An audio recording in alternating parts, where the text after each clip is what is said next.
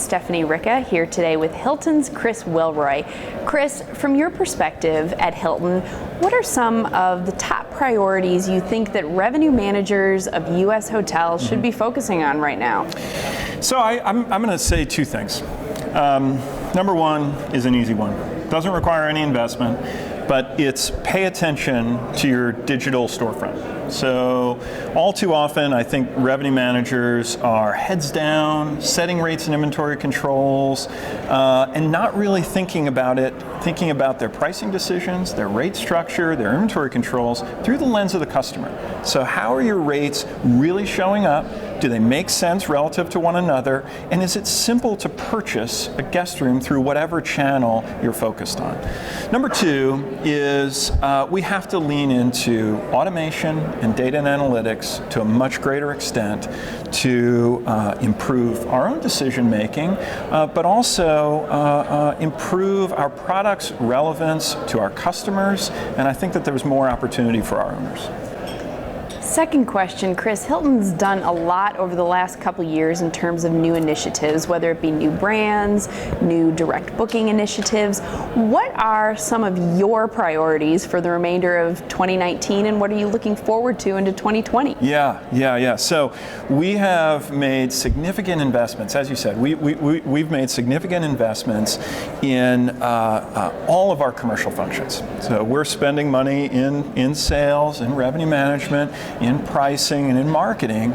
And so for the balance of 2019, we're very focused on seeing some of those investments come to fruition from a revenue management and pricing standpoint. And also, we're launching a product right now called Group Direct. And it will allow for digital direct bookings of groups in a really much more simplified way. And it's something I'm really excited about. Now, when it comes to 2020, I'm a frequent traveler.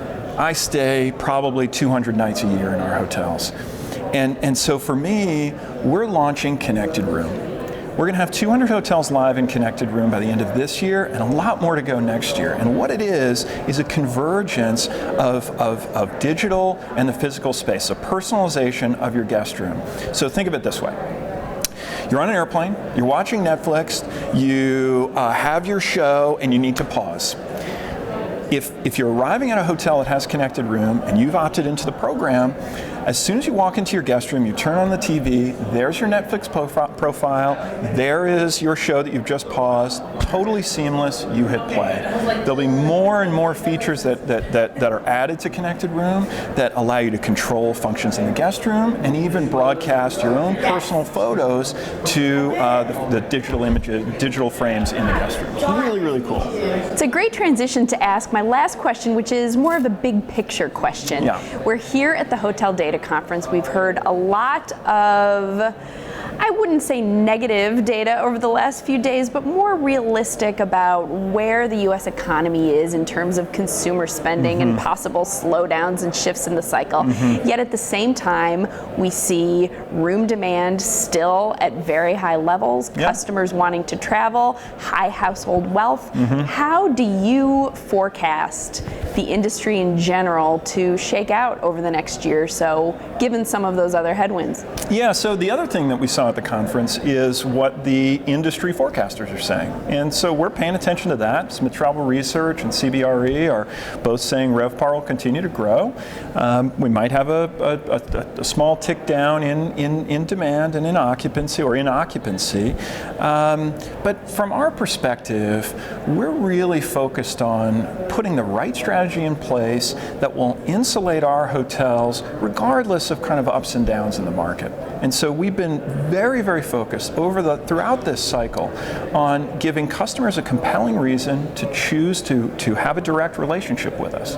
So what I mean by that is we've been investing in all of our digital direct channels, Hilton.com, the mobile sites, and the Hilton Honors app, and then Hilton Honors is a huge integral component into that. So we have developed a really, really strong base of loyal customers that we think provides solid insulation to ups and downs in the market for our owners. Right? Our Hilton Honors program, the last turn of the cycle, was largely a frequency program. Today, it has value for all members, whether you're staying in hotels 2 times a year or 100 times a year. And as a result, we're seeing over 60% of our occupancy coming from honors. We've got 94 million members that will continue to drive revenue to our hotels no matter what's happening outside the broader market. It's a great note to end on. Thanks for joining us, Chris. Sure. Yeah, my pleasure.